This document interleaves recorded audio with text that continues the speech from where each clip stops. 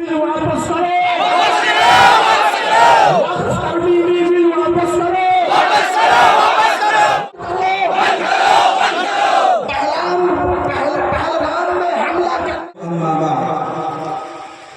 Stage पर तशरीफ फरमा उलमाए किराम, इज्जत मआब। और मैं इस मंच से हम लोग मेरा हार्दिक अभिनंदन है।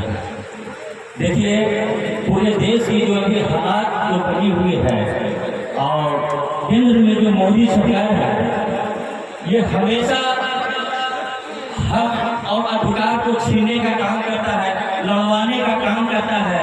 आप उसका जो कानून ला के निष्प्रभुत करने की जो इनकी मंशा है, मैं इसका पुरजोर विरोध करता हूँ कि ऐसे मैंने कानून का वापस किया जाए। जब तक वापस नहीं लेगा तब तक हम लोग की लड़ाई इसी तरह से हम लोग अपना एक भाईचारा बना के और सर पर एक नारा चलाएंगे। तब तक लड़ाई लड़ेंगे जब तक काला कानून मेरा वापस नहीं हो जाए। बस बहुत शुक्रिया।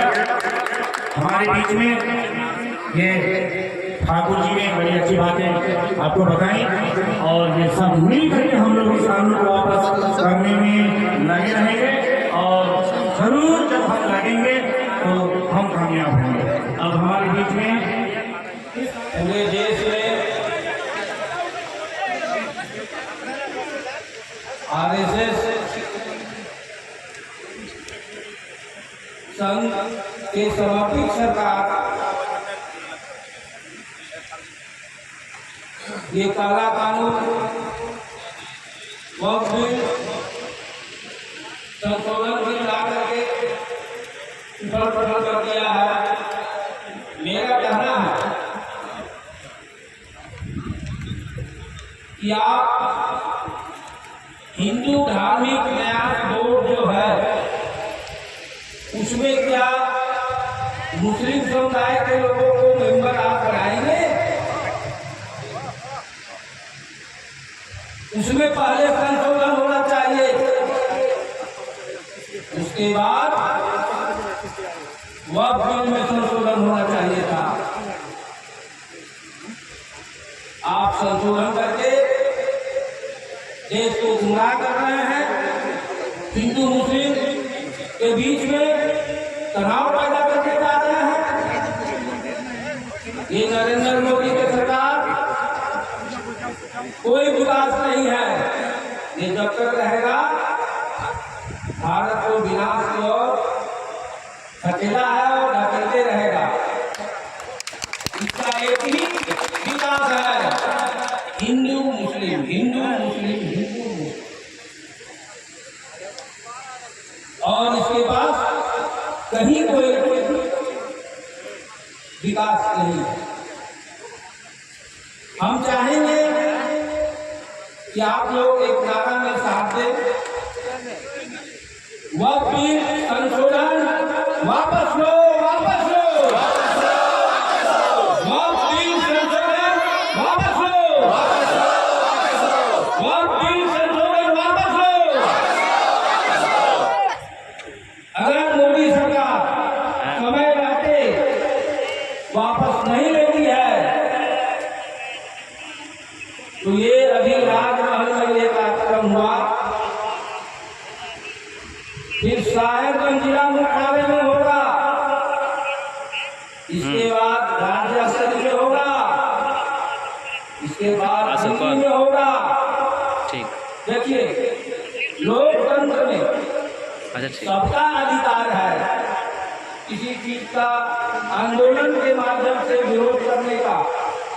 उसी आंदोलन के माध्यम से हम लोग विरोध करेंगे।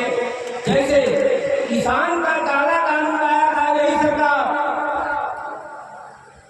किसान का आंदोलन जारी रहा, चलते रहा, यही सरकार वो काला कानून वापस लिया है। करते रहेंगे बात, ये काला कानून बिल को वापस लेना होगा। और अभी भारत सरकार हुआ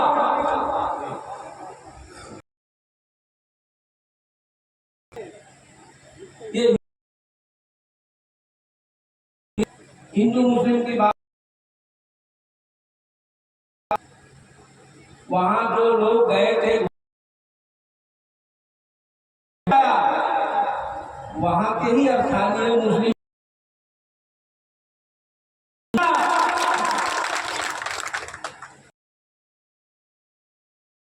कोई जात है और पूछना चाहता हूं और प्रधानमंत्री से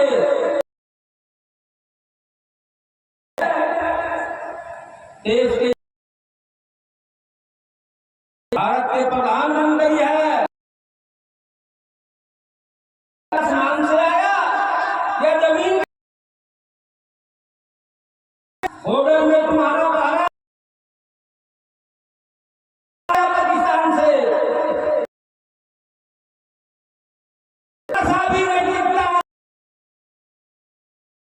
हथला लेकर के देश करना चाहिए।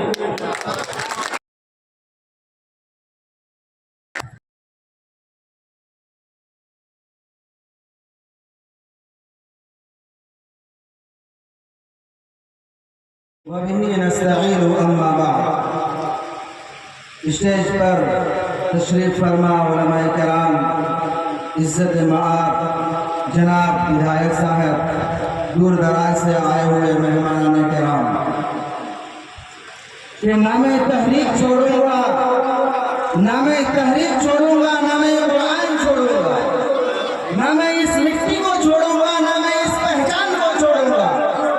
और तुझे जितनी कोशिश करनी है कर ले मुझे मिटाने की, तुझे जितनी कोशिश करनी है कर ले मुझे मिटाने की। ना मैं इस्लाम छोड़ूंगा और ना मैं हिंदुस्तान छोड़ूंगा। तौहीद की अमानत सीनों में है हमारे, तौहीद की अमानत सीनों में है हमारे, आशा नहीं मिटाना नामो निशान हमारा। बातिल से दबने वाले आसमान नहीं हम, बातिल से दबने वाले आसमान नहीं हम, 100 बार कर चुका है तू इम्तिहान हमारा। मेरे दोस्तों बुजुर्गों, आप दुनिया के किसी भी क्षेत्र में चले जाएं, दुनिया के किसी भी मुल्क में आप चले जाएं, जब आप वहाँ की तहजीब को, वहाँ के कल्चर को, वहाँ के सिस्टम को, निजाम को देखेंगे तो आप बेरा साख्ता ये कहने पर मजबूर हो जाएंगे कि सारे जहां से अच्छा हिंदुस्तान हमारा, सारे जहां से अच्छा हिंदुस्तान हमारा, हम बुलबुलें हैं इसकी, ये गुलसिता हमारा। मेरे दोस्तों बुजुर्गों, ये मुल्क इस एतबार से और इसलिए सबसे अच्छा है, इसलिए कि ये मुल्क एक जमहूरी मुल्क है, इसलिए कि ये मुल्क एक सेकुलर मुल्क है। और क्यों ना हो, इसलिए सेकुलर मुल्क इस मुल्क को बनाया गया है हमारे बड़ों ने, बुजुर्गों ने, पुरखों ने, इसलिए इस मुल्क को सेकुलर मुल्क बनाया है कि इस मुल्क को आजाद कराने में हम सब की मेहनत, हम सब की कुर्बानी और हम सब का खून शामिल है। कोई तने तन्हा, कोई तबका, कोई जमात ये नहीं कह सकता कि हमने तन्हा तने तन्हा इस मुल्क की आजादी में कुर्बानी दी है, बल्कि इस मुल्क को आजाद कराने में हम मुसलमान, हिंदू, मुस्लिम, सिख, ईसाई, दिगर तमाम मज़ाहिब के लोग इस मुल्क को आजाद कराने में हिस्सा लिया है, मेहनत की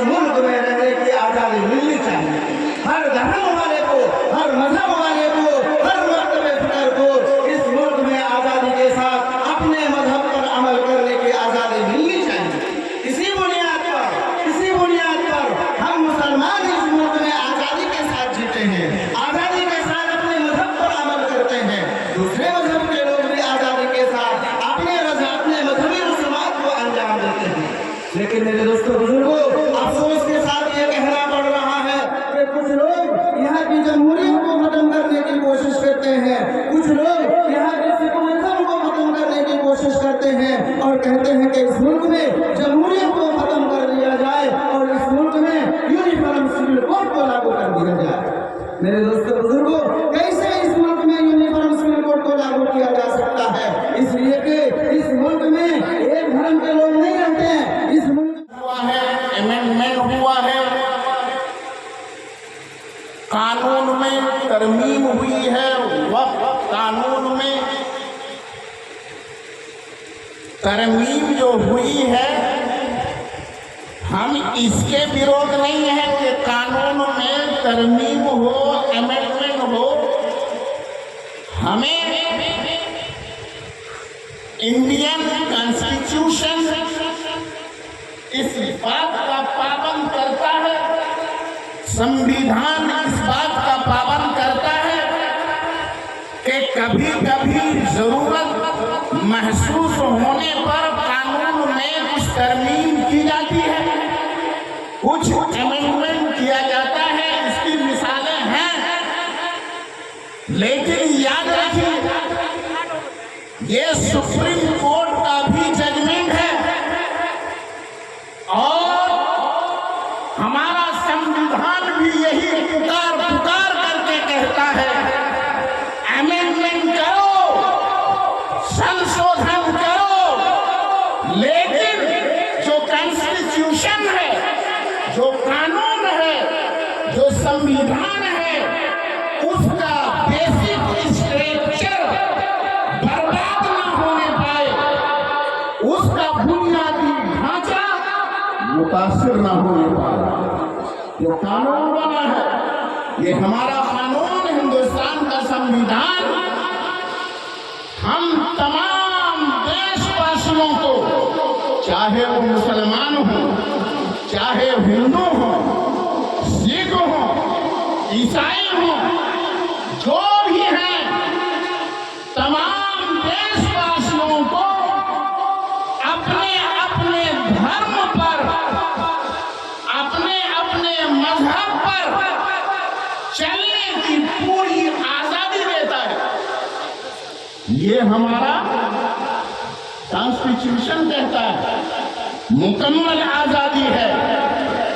हमारे कॉन्स्टिट्यूशन के आर्टिकल 25 में इस बात की पूरी वजाहत कर दी गई है कि हिंदुस्तान में हर मजहब के मानने वाले अपने मजहबी मामले में आजाद रहेंगे, उनके मामले में कोई हस्तक्षेप नहीं किया जाएगा, कोई मुदाखलत नहीं की जाएगी, कुछ इंटरफियर नहीं किया जाएगा।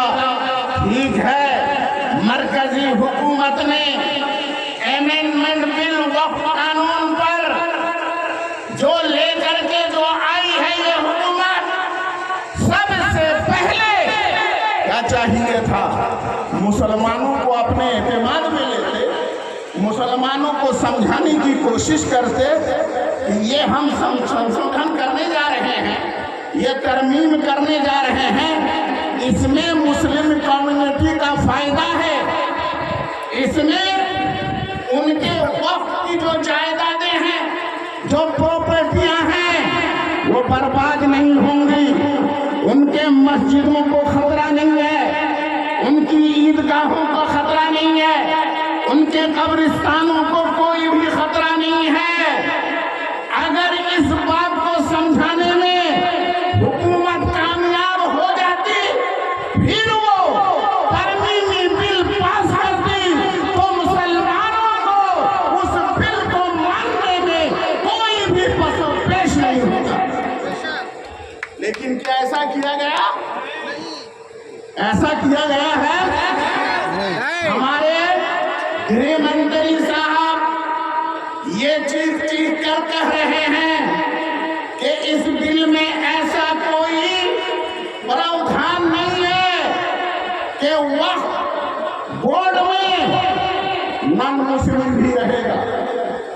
सोशल मीडिया में आप लोगों ने सुना होगा हमारे गृह मंत्री का बयान है कि ऐसी कोई बात इस बिल में नहीं है, जबकि ये सरासर झूठ है।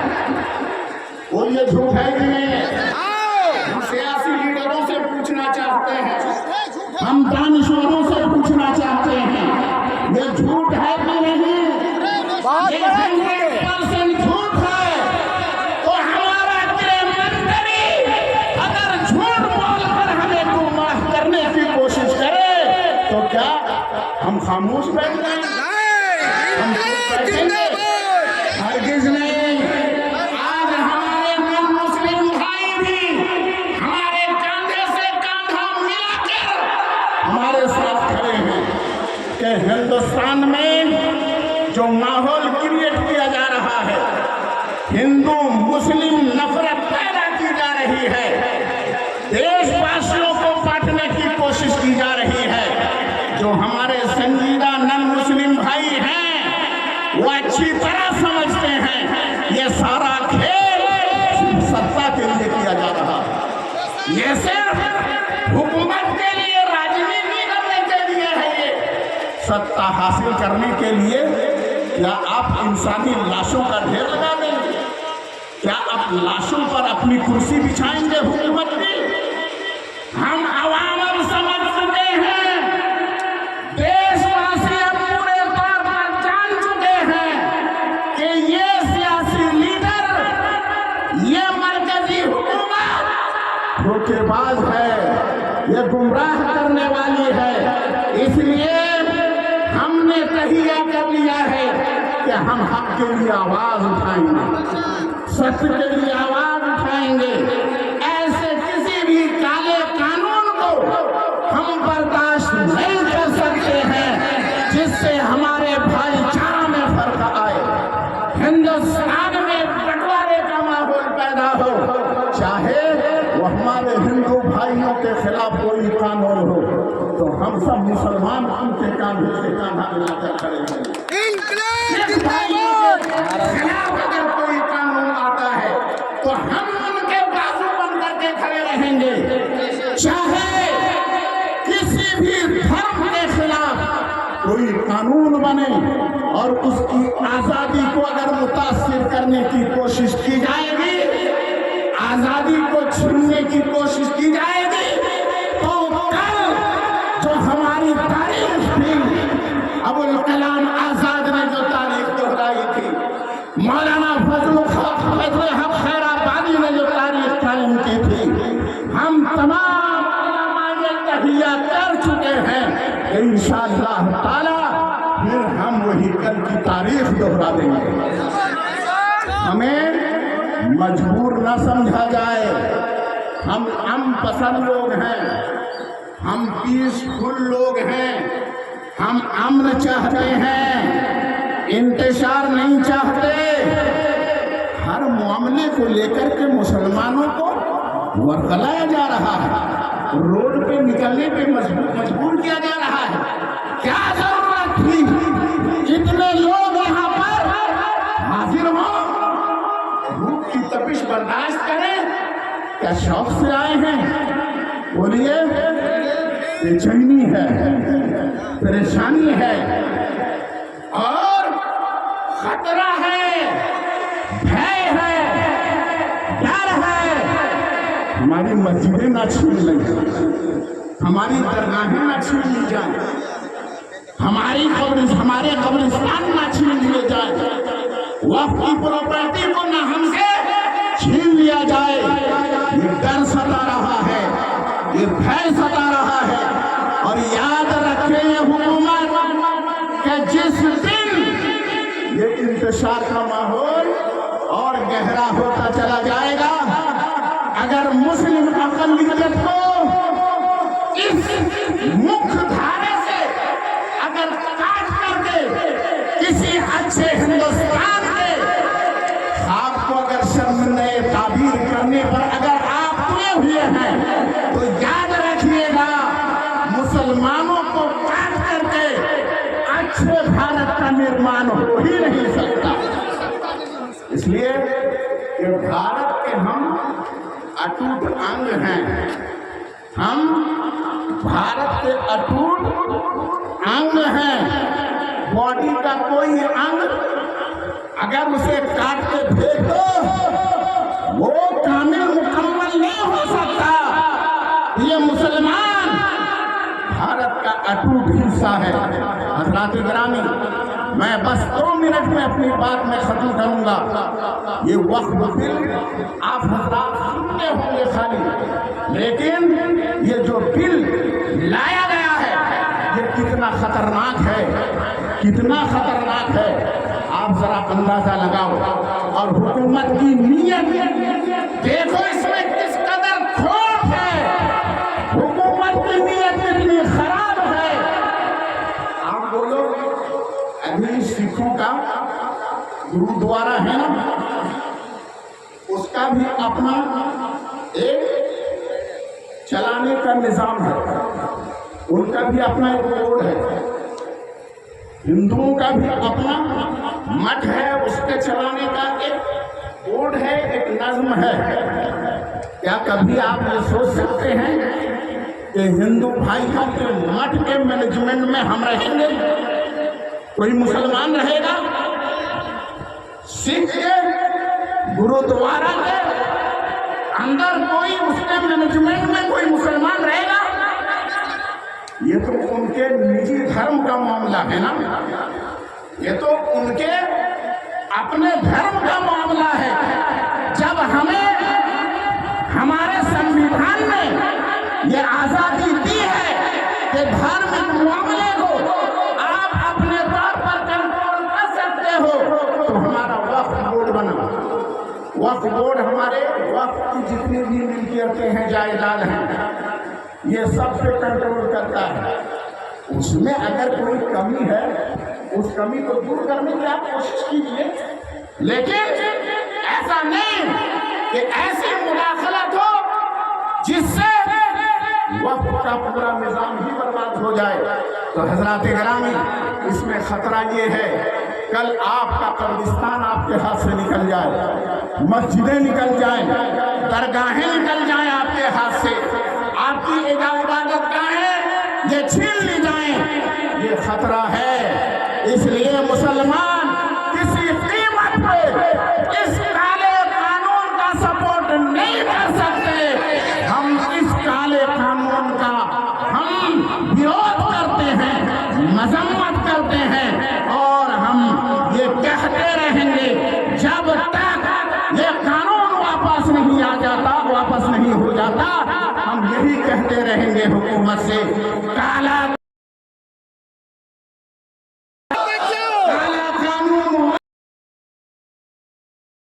कानून वापस लो, बिल वापस लो।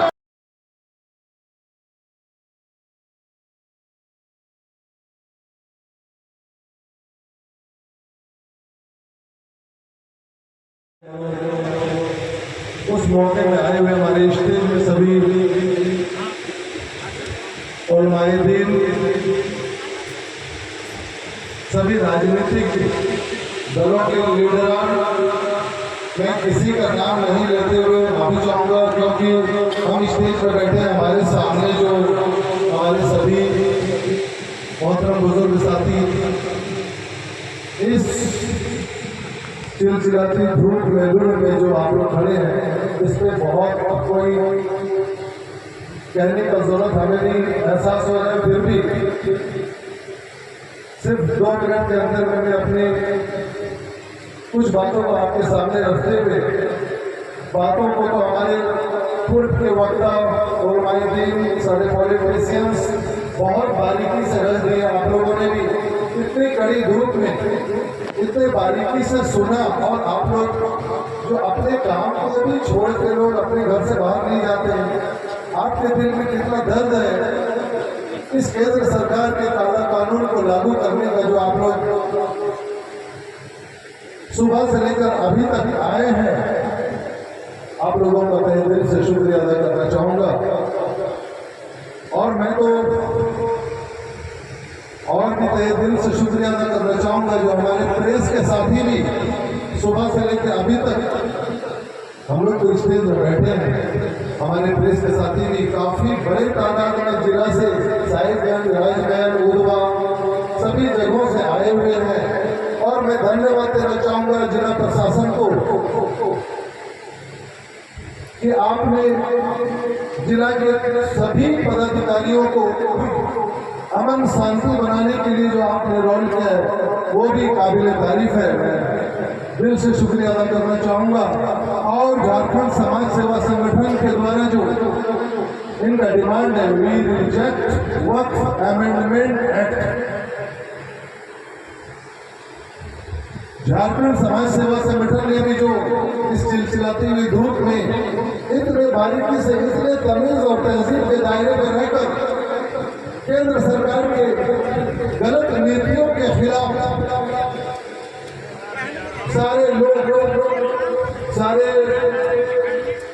राजनीतिक दल के हों या सारे उलमाए दीन हों या सारे हमारे जो सामने मौजूद सभी भाइयों को मैं दिल से शुक्रिया अदा करना चाहूंगा। और मैं शुक्रिया अदा करना एक डिमांड है कि वक्त तरमीमी बिल कबूल नहीं। आप लोगों ने नारा भी बहुत दिया और नारा भी नहीं लगवाई। मैं एक चीज का आपको जानकारी देना चाहूंगा कि जिस दिन ये बिल पार्लियामेंट में लाया गया था, आपके बदौलत जो इस क्षेत्र से राजमहल लोकसभा के जो सांसद बने हैं उन्हें भी बहुत कम वक्त दिया गया था। उसमें उन्होंने भी इस बिल का पुरजोर विरोध किया था। आपकी बातों को सिर्फ ये ब्लॉक के सामने स्टेडियम के करीब राजमहल प्रखंड नहीं, उस पार्लियामेंट में भी काफी शीश चिल्ला के आपके नुमाइंदे विजय हाजरा जी भी ने इस बिल का विरोध करने का काम किया था। और आगे भी अगर ये बिल वापस नहीं लेते हैं तो आगे भी हम लोग काफी तमीज और तहजीब के दायरे में राजमहल, साहिबगंज, अभी मेरे सत्यनारायण भाई और मेरे ठाकुर जी बहुत बारीकी से कह रहे थे कि सिर्फ राजमहल में नहीं, साहिबगंज और रांची यहाँ पर जरूरत पड़ा तो दिल्ली तक भी जाकर जंतर मंतर के सामने विरोध और दर्शन करेंगे कानूनी दायरे में रहकर। इतनी चिल्लाई हुई धूप में भी आप लोगों ने अच्छे गार्जियन के सोहबत का आपने सबूत दिया है, वो भी तारीफ के काबिल है। मैं आपको बताना चाहूंगा कि अभी 14-15 अप्रैल में झारखंड के सभी बड़े और झारखंड के हमारे मुखिया हेमंत सोरेन जी के नेतृत्व में एक काफी बड़ा महाधिवेशन हो रहा था 14-15 अप्रैल में। उन्होंने भी सरकार की तरफ से अपने राजनीतिक प्रस्ताव में इस बिल के संबंध में विरोध का प्रस्ताव लिया और सभी ने 100% बहुमत के साथ इस बिल का विरोध में प्रस्ताव पारित किया। बहुत ज्यादा है, 1 मिनट में अगर आप इजाजत देंगे तो मैं उस चीज को पढ़ सकता हूँ। ये झारखंड सरकार के मुखिया का राजनीतिक प्रस्ताव है। वर्तमान परिस्थिति में केंद्र सरकार द्वारा धार्मिक तौर पर अल्पसंख्यक समाज के भावनाओं एवं उनके अधिकारों पर लगातार हमले तेज किए जा रहे हैं, जो अति चिंतनीय और भयानक परिस्थिति के निर्माण की ओर इशारा। और मैं इस मंच से हम लोग कह रहे थे कि इस प्रोग्राम को और भी बहुत तरीके से बहुत सिस्टमेटिक करने का मन बना चुके थे। हम लोग आपस में हमारे, मैं बिल्कुल भी ठीक से शुक्रिया भी अदा नहीं कर पाया चिलचिलाती हुई धूप में। शासी साहब, सैयद साहब, मुफ्ती साहब, मंजूर साहब और हमारे सारे उलमाए-ए-दीन और सभी राजनीतिक दलों के लोग हम लोग आपस में कॉन्टेक्ट करके इसको बहुत ही तरीके से और भी सिस्टमेटिक रखना चाह रहे थे। ये मौसम भी साथ नहीं दिया और मौसम से भी दर्दनाक मैं कहना चाहूँगा, जो कश्मीर के पहलगाम में टूरिस्ट पर आतंकियों के द्वारा कायराना हमला किया गया, जिससे 27 लोगों की मौत हो गई, आतंकियों ने के विरुद्ध सरकार कार्रवाई करे, हम सभी साथ हैं। मृतकों को हम उनके परिवार के लिए हमदर्दी भी रखते हैं और इस दुख के घड़ी में ये हम सारे लोग मिलकर एक बार ये भी करते हैं कि उनके परिजनों को हिम्मत और शांति और सब्र दे। उनके लिए हम लोग दर्द और सम्मान भी रखते हैं और इस दुख के घड़ी में हम लोग सारे राजनीतिक दल हर राजनीति हर धर्म को छोड़ के देश के साथ कंधे से कंधा मिलाकर चलने को एनी टाइम तैयार है और केंद्र सरकार को ये सलाह भी देना चाहेंगे कि उनकी गलत नीतियों के जो आतंकियों के खिलाफ हम लोग किसी भी हद तक देश के साथ हैं और उस आतंकियों का हम लोग पुरजोर विरोध करते हैं और उस साजिश में जो देश है खासकर पाकिस्तान उसका भी हम लोग सब लोग इकट्ठा होकर पुरजोर विरोध भी करते हैं। यही कह के अपने वक्तव्य समाप्त करते हैं। आप लोगों का धन्यवाद देते हैं कि इतनी चिलचिलाती हुई धूप में आपने आकर हम लोगों का हौसला बढ़ाया। मॉन्टो रख लीजिए 2 मिनट का। हर धर्म के मानने वालों को उनके मजहब और धर्म रीति रिवाज तहजीब व तमद्दुन के मुताबिक इन्हें ज़िंदगी गुजारने का हक है। इस मुल्क में करीब करीब 700 साल तक मुसलमानों ने हुकूमत की। बदनसीबी से हिंदुस्तानी उमरा, हुक्मा और बादशाह यकीनन अय्याशी में आराम परस्ती में मुब्तला हो गए और देखते देखते इस मुल्क पर अंग्रेज़ों का कब्जा हो गया। उस वक्त तक लाखों एकड़ ज़मीनें हिंदुस्तानी मुसलमानों के पास वक्त थी। अंग्रेज़ों ने बहुत सी चीज़ों को पामाल किया, हमारी तहजीब व तमद्दुन को, हमारी मजहबी आज़ादी को।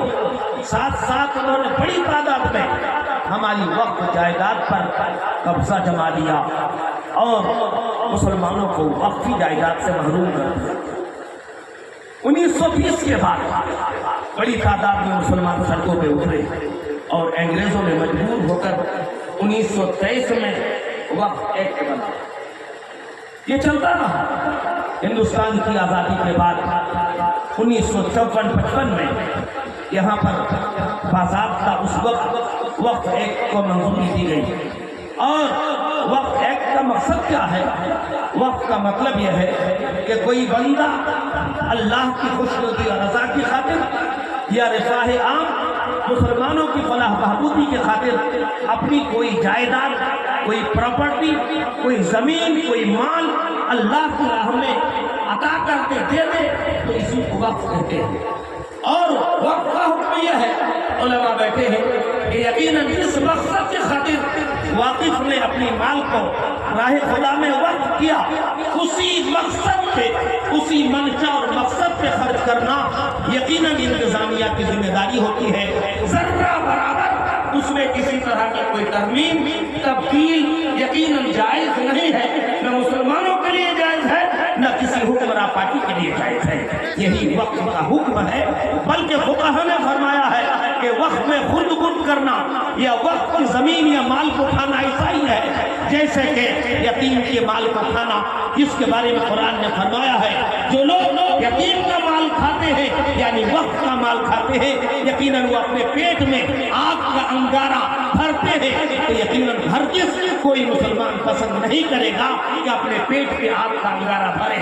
इसी बुनियाद पर वक्फ के माल की हिफाजत करना, वक्फ की जायदाद की हिफाजत करना, वक्फ की अमलाक की हिफाजत करना हर एक मुसलमानी की दीनी, मिल्ली, और कानूनी जिम्मेदारी है। मेरे अजीज और मेरे बहुत मोहतरम दोस्तों, हम यकीनन वक्फ, जैसा कि मुझसे पेशतर हजरत अल्लामा मुफ्ती रज़ाउल हक साहब ने कहा है, यकीनन हिंदुस्तानी कानून में ये जवाब है कि ज़रूरत के वक्त उस पर तरमीम की जाए और होती भी आई है। हमने देखा 1954 में, फिर 1984 में, 1995 में और आखिर में 1910 और आखिर में मनमोहन सिंह की गवर्नमेंट में 2013 डॉक्टर के रहमान खान साहब की क़यादत में वक्फ बोर्ड में बाज़ाब्ता तब्दीली की गई और बाज़ाब्ता मनमोहन सिंह गवर्नमेंट ने उस वक्त बाज़ाब्ता अलग से एक मिनिस्ट्री कायम की और काफी अमलाक की हिफाजत और उसको नजर रखने के लिए। बहरहाल ये मुख्तसर सी तारीख है, तो गोया कि हम वक्त के खिलाफ नहीं है, वक्त की जरूरत है कि वक्त अमला तरमीम कानून में तरमीम की जाए। लेकिन मौजूदा मोदी गवर्नमेंट के अब तरमीम बिल 2024 अब तो 2025 में बाज़ाब्ता 2-3 अप्रैल को लोकसभा और राज्यसभा में पास होकर ये कानून की शक्ल इख्तियार किया गया है। हम इस कानून के पुरजोर अल्फाज में मजम्मत करते हैं। या इसकी वजह यह है कि इस कानूनी तरमीम में यूँ तो 40 से ज़ायद अहम तरमीम है, लेकिन मुख्तसर वक्त में अहम बातों को मैं बता देना चाहता हूँ ताकि आपको भी मालूम हो कि वक्त भी खतरनाक क्यों है। पहली बात यह है, और सुने जरा कीमती बातें हैं, कि पहली बात यह है कि 1955 या 1995 का जो वक्फ कानून है उसके तहत यकीनन वक्फ का जो सीईओ होगा यकीनन वो मुस्लिम होगा, वक्फ का जो अहम लीडर होगा वो मुस्लिम होगा। वक्फ की हिफाजत के खातिर यहाँ बाज़ाब्ता हाई कोर्ट के चीफ जस्टिस के एतबार से एक वक्फ ट्रिब्यूनल जज मुतय्यन किया जाता है। अब मौजूदा वक्फी तरमीमी कानून में इस चीज को खत्म कर दिया गया है। अब यह कहा गया है कि वक्फी यकीनन कोर्ट के अंदर गैर मुस्लिम भी मेंबर हो सकता है, बल्कि यहाँ का सीईओ और ऑफिसर, चीफ ऑफिसर गैर मुस्लिम भी हो सकता है। यकीनन इस्लाम के उसूल वक्फ के ये खिलाफ है। हम पुरजोर अल्फाज में इस तरह की तरमीम के क्या करते हैं, मुखालफत करते हैं। पहली बात। दूसरी अहम बात जो मैं अर्ज करना चाहता हूँ, अभी तक का जो मौजूदा कानून था उसके मुताबिक जब जब जब जब जब वक्फ के किसी मामले में झगड़ा होता था, ये मामला पहुंचता था वक्फ ट्रिब्यूनल में और वक्फ ट्रिब्यूनल जज इसका फैसला करता था। अब मौजूदा मोदी गवर्नमेंट ने उसको खत्म करके ये इख्तियार और पावर दे दिया है किसको, डिस्ट्रिक्ट के डीसी को या डीएम को। यकीनन हम जानते हैं, सारी सियासी लोग जानते हैं कि डिस्ट्रिक्ट का यकीनन कलेक्टर गवर्नमेंट के इशारे पर काम करता है। तो जब जब जब हमारा कोई इख्तिलाफ गवर्नमेंट के साथ होगा या तो ऐसा इख्तिलाफ होगा जो गवर्नमेंट हमको सपोर्ट करना नहीं चाहती है, डिस्ट्रिक्ट कलेक्टर के जरिए हमारे खिलाफ उस वक्त जायदाद को हक में दूसरे का फैसला दे दिया जाएगा। यकीनन ये काबिल तशवीश है और हमें खतरा है कि डिस्ट्रिक्ट कलेक्टर के जरिए हमारे वक्त, हमारी मस्जिदें, हमारी दरगाहें, हमारी खानकाहों को दूसरे के कब्जे में दे दिया जाएगा। यकीनन ये बड़ी तशवीश की बात है। और आखिरी अहम बात मैं अर्ज करके अपनी बात खत्म करना चाहूँगा, यह है कि वक्त बिल के अंदर ये मौजूद है हजारों लाखों प्रॉपर्टियाँ, मस्जिदें, खानकाहें, दरगाहें ऐसी हैं जहाँ 500-500, 800-800, हजार साल से उस मस्जिद को हम मस्जिद मानते हैं, उस ईदगाह को ईदगाह मानते हैं, उस कब्रिस्तान को कब्रिस्तान मानते हैं, लेकिन हमें मालूम नहीं कि उसके डॉक्यूमेंट्स क्या सर जी विधायक मैं आपसे हमको मालूम नहीं है। 1000 साल से 500 साल से उस मस्जिद को हम मस्जिद मानते आए हैं, हम वहाँ नमाज पढ़ते आए हैं, हम वहाँ ईद की नमाज अदा करते आए हैं, हम अपने मुर्दों को दफनाते आए हैं, लेकिन हमें मालूम नहीं कि वो उसके डॉक्यूमेंट्स कहाँ हैं, किन के नाम है, उस उसमें वक्त इस्तेमाल में वक्त बाई यूजर कहते हैं। क्या कहते हैं उसको? वक्त बाई यूजर, यानी इस्तेमाल में वक्त क्या है। अब मौजूदा मोदी गवर्नमेंट ने वक्त बाई यूजर के सिक्के को खत्म कर दिया है। उसका मतलब यह है 1000 साल से इस मस्जिद को, दरगाह को, खानकाह को हम दरगाह मानते आए हैं, कब्रिस्तान मानते आए हैं। आप उस कानून के तहत कलेक्टर हमसे डॉक्यूमेंट पूछेगा, रजिस्ट्रेशन पूछेगा, कागज पूछेगा। अब मुझे बताएंगे ये ऐसा ही हुआ जैसे एनआरसी का मसला है। अब हमसे पूछा जाएगा, हम कहाँ से लाएंगे? हमें खतरा है कि इस कानून के जरिए मोदी गवर्नमेंट हमारी लाखों मस्जिदों दरगाहों को हड़प लेना चाहती है। अल्लाह ना करे कल ये पूछा जाए, साबित करो कि ये तुम्हारी प्रॉपर्टी है। हम साबित ना कर सके तो ये कागज लगा दिए जाए, दिस प्रॉपर्टी है ना बिलोंग है ना गवर्नमेंट ऑफ इंडिया या गवर्नमेंट ऑफ झारखंड। यकीनन ये हमारे लिए नाकाबिले बर्दाश्त भी है और नाकाबिले कबूल भी है। हम इस तरह की तरमीम को क्या करते हैं? यकीनन मुस्तरद कर देते हैं। मेरे अजीज और मेरे दोस्तों, ये इस तरह न जाने कितनी खामियां मौजूदा कानून में है। इसी बुनियाद पर हमें खतरा है। वैसे भी मोदी गवर्नमेंट आज तक क्या क्या किया? कभी एनआरसी के जरिए, कभी सीए के जरिए, कभी 3 तलाक के कानून के जरिए, कभी यूसीसी के जरिए हमेशा मुसलमानों को दबाने के लिए, इस्लामी तहजीब को खत्म करने के लिए, इस्लामी तारीख को मिटाने के लिए ये गवर्नमेंट जुड़ी हुई है। और उसी कड़ी के तौर पर ये मौजूदा वक्फ तरमीमी कानून भी है। इसी बुनियाद पर हम इस कानून को क्या करते हैं? हम इसकी मजम्मत करते हैं और इस कानून को क्या करते हैं? रद्द करते हैं। आप हाथ उठाकर बोलिए, इस कानून को हम रद्द करते हैं। वक्फ तरमीमी कानून वापस लो, वापस लो। वक्फ तरमीमी कानून वापस लो, वापस लो। वक्फ तरमीमी कानून काला कानून वापस लो, काला कानून वापस लो, वक्फ तरमीमी बिल वापस लो, काला कानून वापस लो।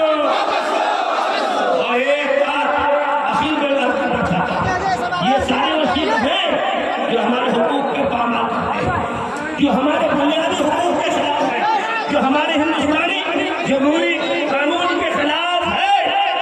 माशाअल्लाह 2 मिनट के लिए 2 मिनट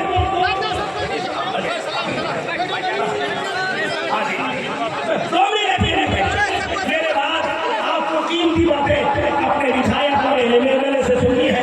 2 मिनट हम इस कानून में क्या करते हैं? पुरजोर में इसलिए मजम्मत करते हैं, ये हमारे इस्लामी उसूल के खिलाफ भी है, हमारे बुनियादी हुकूक के भी खिलाफ है। और साथ साथ हिंदुस्तान के आर्टिकल 14, आर्टिकल 25 और 26 में हमें अपने मजहब के एतबार से यकीनन जीने का हक दिया है। हमें अपने मुताबिक इदारा कायम करने और चलाने का हक दिया है। यकीनन आर्टिकल 25 और 26 के लिए क्या है? ये खिलाफ है। इसी बुनियाद पर यकीनन डॉक्टर अम्बेडकर के बनाए हुए उसूल और संविधान ने जो हमें हक दिया है, यकीनन राहुल गांधी बार-बार कहते हैं ये मौजूदा गवर्नमेंट यकीनन अम्बेडकर के कानून को खत्म करना चाहती है। उसी एक गरीब ये काफी कानून है, इसलिए पुरजोर अल्फाज में हम उसकी मजम्मत करते हैं। आखिर में एक सिर्फ 2 मिनट में अपनी बात खत्म करूंगा। याद रहे, ये हमारी तहरीक, ये हमारा आंदोलन, ये हमारा इख्तियार किसी मजहब, किसी धर्म, किसी जात, किसी कम्युनिटी के खिलाफ नहीं है। यकीनन ये हमारा आंदोलन गवर्नमेंट ऑफ इंडिया के खिलाफ है, हिंदुस्तान के मरकजी बीजेपी गवर्नमेंट के खिलाफ, उसकी पॉलिसी के खिलाफ है। इसी बुनियाद पर याद रहे, हर दिन इसे हिंदू मुस्लिम रंग ना दिया जाए। और हमारे बड़ी तादाद में हिंदू धर्म को मानने वाले हमारे लीडरान मौजूद हैं। ये इस बात की दलील है, ये हिंदू मुस्लिम झगड़ा हरगिज़ नहीं है। और हम इस्लाम के मानने वाले, अमन, शांति, पीस हमारा मजहब है, हमारा धर्म है। इस्लाम हमें इस चीज का हमें दर्श देता है, धोखा देता है। लिहाजा आज इतने बड़े तारीखी मंच से कान खोल कर सुन ले, बोले इसी महीने की 22 तारीख को मंगल के दिन कश्मीर के पहलगाम में बड़ी बेदर्दी के साथ चंद जालिमों ने, सफाकों ने, कातिलों ने और कायर मुश्किलों ने 30 के करीब वो सैयाद थे, वो घूमने फिरने के लिए गए थे, उनका कोई कसूर न था, बेदर्दी के साथ उन्हें मर्डर कर दिया, उनका कत्ल कर दिया। हम पूरे मजमा से और इस स्टेज से उस कत्ल की पुरजोर मजम्मत करते हैं, हम पुरजोर मजम्मत करते हैं। ये बुज़दिलाना, ये कातिलाना, ये जालिमाना उनकी हरकत थी। इस्लाम कतई उसकी इजाजत नहीं देता। इस्लाम का तो सबक कुरान कहता है, मन कतल नफ्सन बगैर हक़्क़िन फकअन्नमा कतल अन्नासा जमीआ। इसने नाहक एक जान, एक आदमी, एक इंसान का भी कत्ल किया, उसने पूरी दुनिया के लोगों को कत्ल कर दिया। ये हमारा कुरान है। तो फिर बताइए क्या कोई मुसलमान उस सफाकाना और बुज़दिलाना कत्ल की कोई हिमायत कर सकता है? हरगिज़ नहीं, हरगिज़ नहीं। पुरजोर अल्फाज में हम उसकी मजम्मत करते हैं। और ये लोगों को कत्ल हुआ, वो सजा थे, ये बेकसूर थे, है ना? यकीनन हम उनके अहले खाना, उनके रिश्तेदारों, उनकी फैमिली के साथ इज़हार एकजुहती करते हैं, हम उसको ताज़ियत करते हैं। और अल्लाह से वापस करो,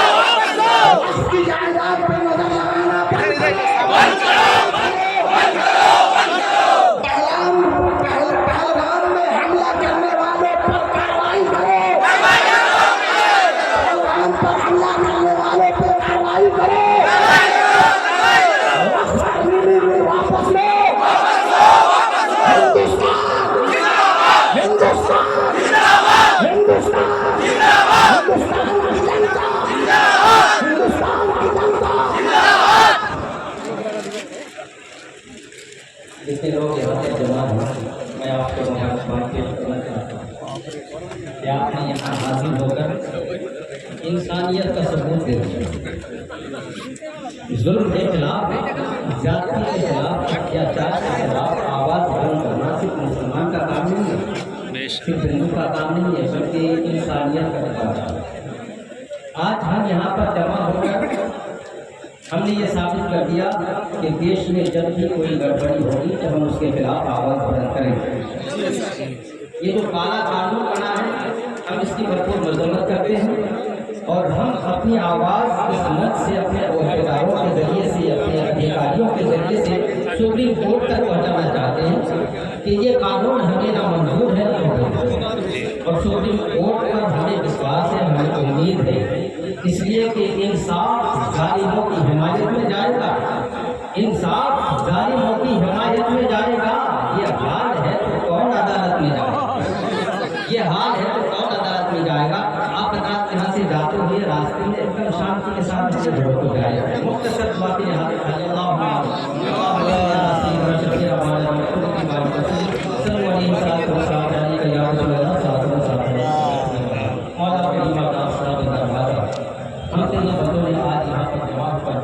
जुल्म के खिलाफ आवाज़ बुलंद की है। मौला हमारी काविशों को कबूल फरमा, हमारी काविशों को कामयाबी अता फरमा, हमारे हिंदुस्तान को जालिमों के जुल्म से, हासिलों की हसद से, दहशत गर्दों की दहशत गर्दी से, दुश्मनों की शर से महफूज और मामूल फरमा।